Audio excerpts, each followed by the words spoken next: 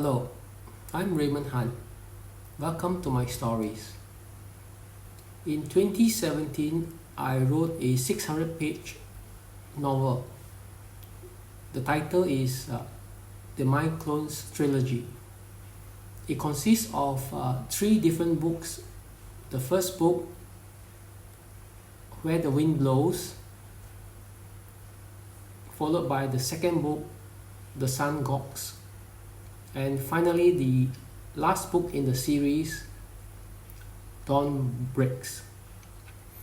I'm going to read the first chapter in the book.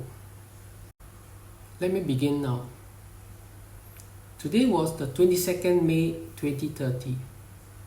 It was the last day of the examinations for Year 2 students at Temasek University, a sprawling campus in Yio Chu Kang. Guan Yi had just submitted his answer booklet to the invigilator and was on his way to the lift lobby when he felt a tap on his back. He turned. It was Lina. She was grimacing. "Have you heard?" "What about?" "It's in the news. We have been taken over." "You're not making sense, Lina. Calm down and tell me what has happened." "Here, take a look at channelsingapore.com. Lina drew out her smartphone and pushed it into Guan Yi's hand. "Prime Minister dies. Army takes charge in Singapore," the headline screamed. "Alamak, there goes our future." "Guan Yi, now's not the time to jazz around. It's simply horrid. We have come under martial law. You know what it's like. Remember the Philippines? The president there declared martial law back in 2017. What will happen to us here? We will lose our freedom. We will be monitored wherever we go." "It's not that bad," said a voice from behind them. "Tim, you're out, finally," said Guan Yi. "Well, it was a rather difficult paper. You know I hate electromagnetic fields and waves. I'm going to fail this time. Still, all's not lost. I can reseed the paper." "Why bother taking up EEE? Nano-electronic devices, nanotechnology. That's where the future is. That's where I'm heading," quipped Tim, spreading out both arms in front of him and looking upwards, as if he was contemplating some great idea. "For goodness sake, stop it," stammered Lina. "The whole world's coming to an end, and here you are, carving out your sweet dreams in the air." "Don't be serious. It's the end of the exams. Time to party." "Look, Tim, Lina's right. Looks like we may not have jobs waiting for us when we graduate." "Huh? What are you guys mumbling about? It's not that bad, right? Here, take a look at today's headlines. Mr. Cham Toon Boon has suddenly died, and a new guy is in charge. Colonel T. Pak Choi. Yeah, that's his name, all right. Gosh, who's this chap? Never heard of him. We'll soon hear more, and lots more, I reckon. It says here, he's commander of the elite FF brigade. He'll be making an announcement on TV at 6 p.m. Rare surname, T, like our RT. You mean Jordan T, the tall footballer?" It was getting noisy in the lift lobby. The rest of their course-mates were pouring into the lobby. The resultant chatter of voices was deafening. Everyone was trying hard to be heard. Obviously, news of the takeover had spread. Everyone looked glum. 2 hours ago, all were in high spirits, as it was their last paper in the semester. Now, it seemed someone had dropped a huge bomb into their midst.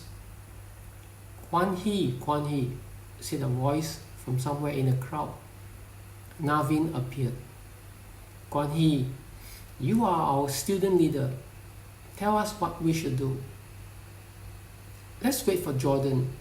He's the senior here, but I don't see him anywhere. You can't miss him. He's always wearing his New York baseball cap. Speak of the devil, there he is, down there in the car park. He's been fetched somewhere by some guys in tuck-out shirts. Looks like he's been thrown into the car. Aiya, you really like to exaggerate things, Tim. He's merely been shown the way into the car. You're very capable, you know. Hey, look over there. What? To the right, here comes some 3 tunnels. The army truck stopped in the car park, and a score of soldiers jumped off one of them. These soldiers were armed with rifles. One shouted some commands, and they filed up the car park to the main building. They are NS men, said Tim. They must have been enlisted after we ORD'd, said Kwan Hee. What's going to happen next? Asked Lena. I wish I knew. Let's get out of here before these guys seal off the place, said Kwan Hee. The threesome made their way to the MRT station, a stone's throw away. Even a trained eye could make out nothing out of the ordinary on the road. There were no soldiers along the way. At the station, the crowd was thicker than usual, but most were students from the nearby polytechnic. As Kwan Hee, Lena and Tim lived in Hougang, they had each other for company, till the train arrived at Hougang MRT station.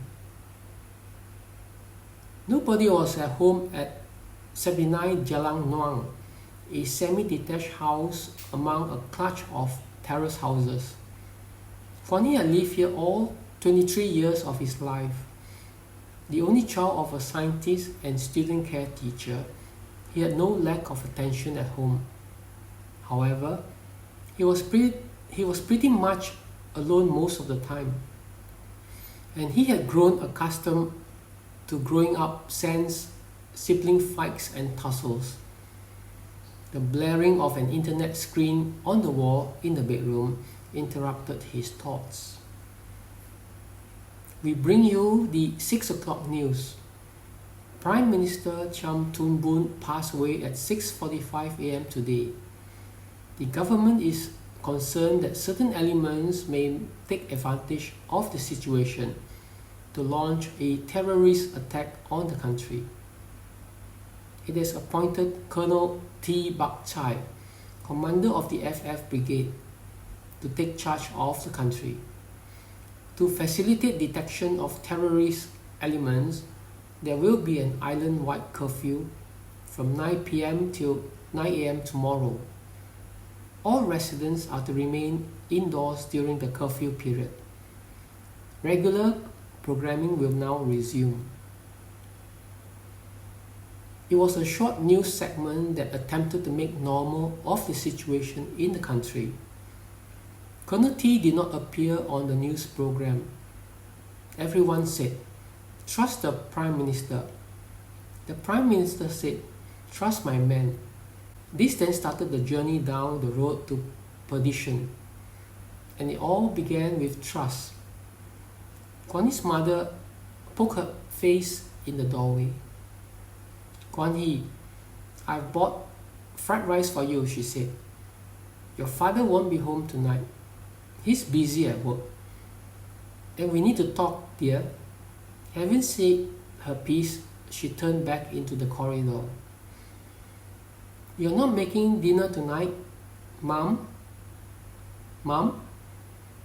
He did not get an answer. Perhaps she had not heard him. Downstairs in the dining area, as they were eating, Bertha broached the matter of the army takeover of the country. "Kwan Hee, we must remain calm," said his mother. moving her hand to clasp his hand. Her voice was almost inaudible. There was a slight quiver in it as she continued. Kwan Hee, your father, the army has taken control of the defense agency where he works. He can't leave the complex for the next few days. Huh? It seems, this group that has taken control has put restrictions on entering and leaving all military installations. You know, your father is doing secretive work for the defense ministry. He may not be coming back for a while. Has he called back? Have you talked to him? Did he say anything? He called me at the workplace. He couldn't use his smartphone. They have banned all phones for the time being. I can't reach him now. All calls are screened by an operator. She keeps saying he's unavailable. I just don't know what to do. What did Dad say? We didn't get to talk long. He hinted that there was someone beside him. He just said he was fine. He wants us to look after each other. Sure, no problem, Mom. Can we go visit him? The curfew will come into effect in less than 2 hours. We have to hurry. I'm not sure we'll get to see him, but we need to try. I'm worried sick. Mom, we'll be alright. Looks like I think our freedom has been curtailed. Someone has grabbed power and the government is in disarray. Kwan Hee had no way to understand the full impact of the situation. The Singapore he lived in was like a dream country in others' eyes. All over the world, people had been flocking here to make a living, to set up home or send their children for an education. Singapore was, in their eyes, the ideal place to be in. There was hardly any corruption. No one intentionally stopped anyone for a bribe. It was safe for women and girls to wander in the streets in the wee hours of the morning. And everything would work like clockwork. Almost everything, except for the MRT system, whose frequent breakdowns continued to put a dent on people's expectations of the public transport system. Still, the MRT system was loads better than those in the neighboring countries. Indeed, Singapore was a haven for foreigners. Locals, however, took for granted its efficiency and cleanliness. They had been lulled into complacency by decades of pampering by the government, which saw to their every need. So much so that they couldn't care less what happened in bureaucracy, or who was in charge of what. It wasn't important. There was ample food on the table. Most owned their own homes, albeit HDB type, but still much bigger than the flats in Hong Kong. And life was easy and convenient. That was what counted, in their eyes anyway. The younger set, those born after 1960, they had not been privy to the suffering of their parents and grandparents, most of whom have since left this earth. What a change these locals would go through in the months and years ahead, nobody knew. Anyone would hazard a guess from looking at overseas examples of military-run countries. There was no need to look far. Some neighboring countries held lessons for them. For Kwan Hee, who had been living in the lap of luxury by foreigners' comparison, it was the same attitude. The mandatory national service he had struggled through a year ago held no meaningful lesson for him. He merely took it as a rite of passage that every Singaporean man had to pass and then forget. That's it. Period. He had yet to be called up for reservist duties, so there was no urgent reminder to him that the security of the country was something no Singaporean should take for granted. Blame this lackadaisical attitude of young Singaporeans on the previous government. On the one hand, it did a remarkable job making the island state livable and enjoyable for its people. On the other, this bred ignorance and almost total abhorrence of participation in national issues. Yes, blame it on the government. It created a good life for its people, but neglected to guard its own kitchen. It forgot that man was greedy by nature, that man was hungry for power, that with power came money and lust.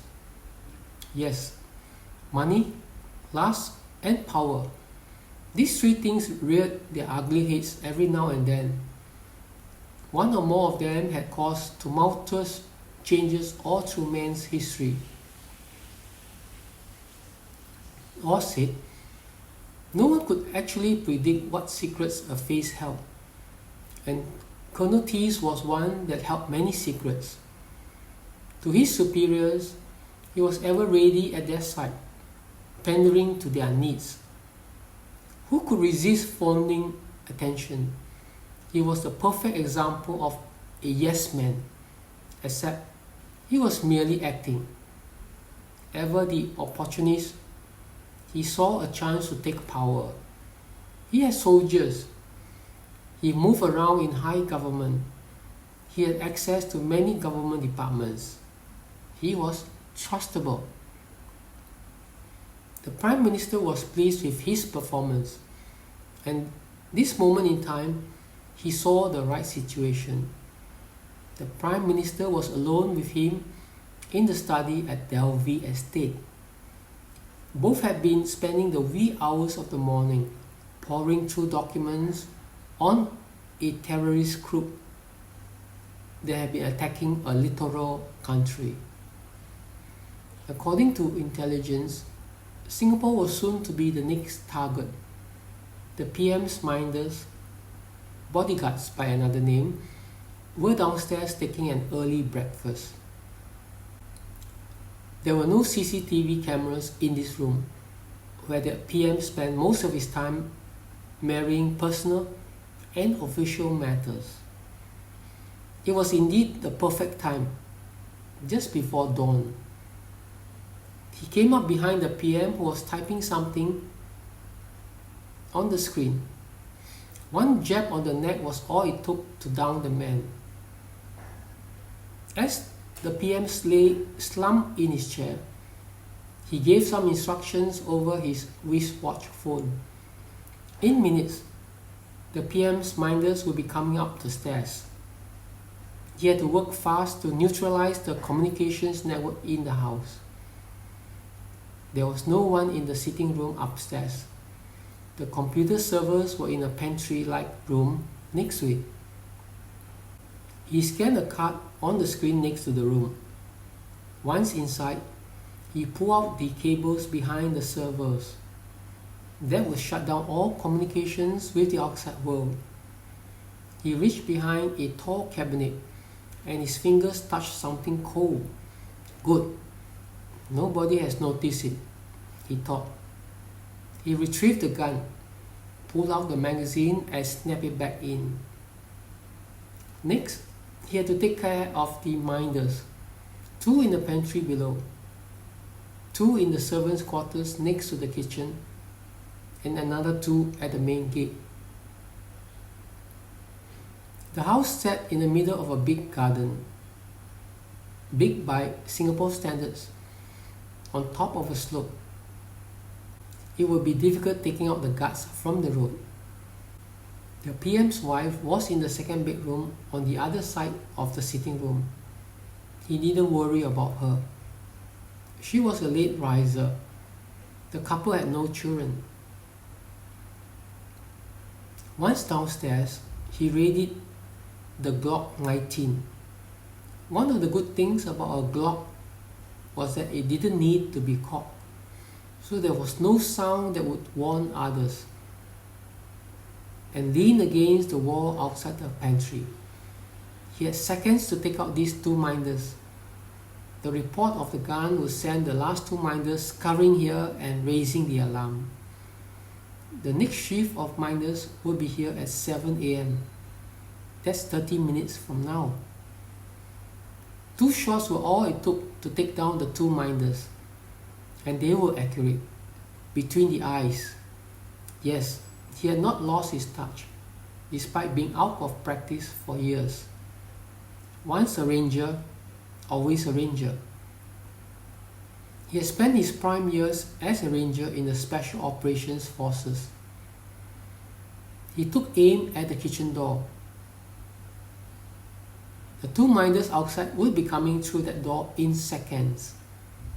He fired another 2 shots as the door opened, and the minders dropped onto the floor. They would have alerted the operations center in Pearl Hill. But he didn't have to worry. The security minders had no access to the command room at the Ministry of Defense. They could only activate the police patrols. These were of no worry to him. The PM's wife was the least worried. She was a sound sleeper. He stepped over their bodies and moved towards the main gate. He took down the last 2 minders who were running towards him.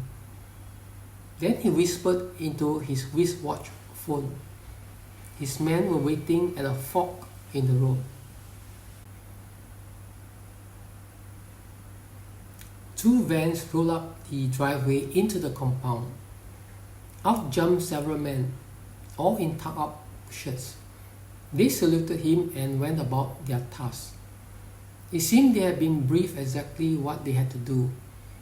The PM's wife was awoken and dragged, along with a maid, into a servant's room. Then a huge truck lumbered into the compound. Out stepped a stout man who offered him a salute too. Colonel T got into the truck with the man. Inside, there were computer screens on the wall panels. There was a long countertop with telephones and foldable computers. 3 other men were at the counter, typing furiously at the screens in front of them. Have you neutralized the command center? Yes, sir. Our men are at the command center as of now. We are communicating with them. Things are working as planned. What about the chiefs of Army, Navy and Air Force? They are in good hands, sir. Good. And the Deputy PM and the Defense and Homeland Security Ministers? Our men have them in custody. The police? We have to deal with them too. The police commissioner is in custody, and we should be taking over their operations center in 20 minutes. The TV station? We have control of the TV and radio stations. The Singapore Tribune? Han is there talking to the editors of the newspapers in the news holding group now. And the border checkpoints? All under control, sir. I want the guys at the border checkpoints to be alert. No government official must slip out of the country. Yes, sir. What about the Minister for Foreign Affairs? He's still in China. No need to bother about him. The power rests with the PM, and he's taking a long rest from politics and this world. Send the order. All men in our foreign stations to be confined to barracks until further notice. Yes, sir. And I want the commanders to fly back for a meeting this afternoon. Yes, sir. Also, Confine the commando unit to quarters. Place a heavy guard there. Use our rangers. Yes, sir. Who's in Mandai? Captain Damien Tan, sir. He's now getting the tanks fueled and ready to move out. Good. We can't afford to be slipshod. Our lives are at stake. We can't eliminate all obstacles in one fell swoop. But we can try our best. I agree with you, sir. Warren, sir, use the tanks sparingly. I don't want to damage the roads. It's going to be expensive repairing them. Use more armored personnel carriers. Yes, sir.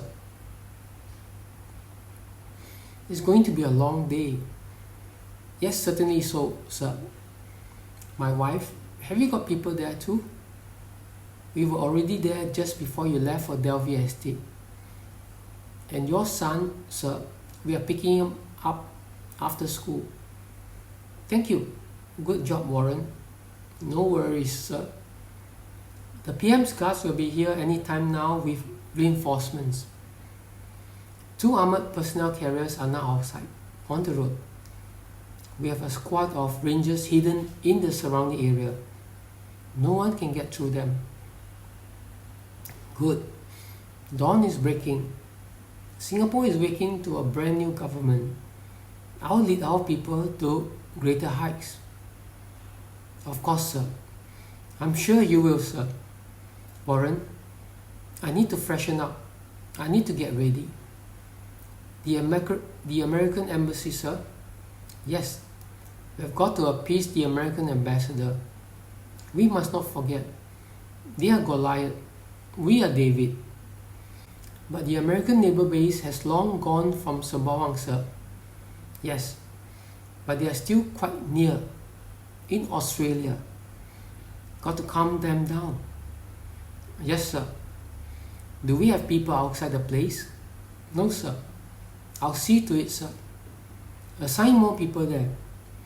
Get Stephen over there. Do you know what to do? We need to stop people going in to seek asylum. Yes, of course, sir. We have now gotten control of the most modern armed forces in Southeast Asia. Fighter aircraft, submarines, destroyers, tanks, and our eye in the sky, the SG-17. Our neighbors won't risk of offending us. It's only the Americans and Chinese whom we need to manage carefully. Sir, won't the foreign minister give trouble? Not to worry. Chum didn't treat the Chinese well. As long as we pander to them, we'll be okay. Gosh, I plain forgot. I have to visit the Chinese ambassador too, afterwards. Yes, sir. Shall I dispatch some people there too? No need. Chum's people won't go there. They know the Chinese won't welcome them. Not after what Chum did to them in 2027. You mean when he commented that the Hong Kong people should be given a choice in universal suffrage? Yes, and of all times, he chose to do so during the 30th anniversary of the former colonies handover to China. What a laugh. Certainly so, sir. Narayanan won't be able to get the Chinese to help him. Remember yesterday's news? They even gave him a cold shoulder. Fancy him, giving them expertise and guidance on developing their cities, and instead of thanks, receiving a lukewarm response during the city handover ceremony. Ha ha ha. And the internet, sir. Don't you want to reconsider your decision? No, not yet anyway. We need to keep business going. The last thing I need is to stir up animosity in the business community. Don't pull the plug on internet access yet. I understand, sir. One last thing. Yes? The bodies in the house, should we? Incinerate them at Sinoko. Aye, aye, sir. Shots rang out in the distance. More shots followed.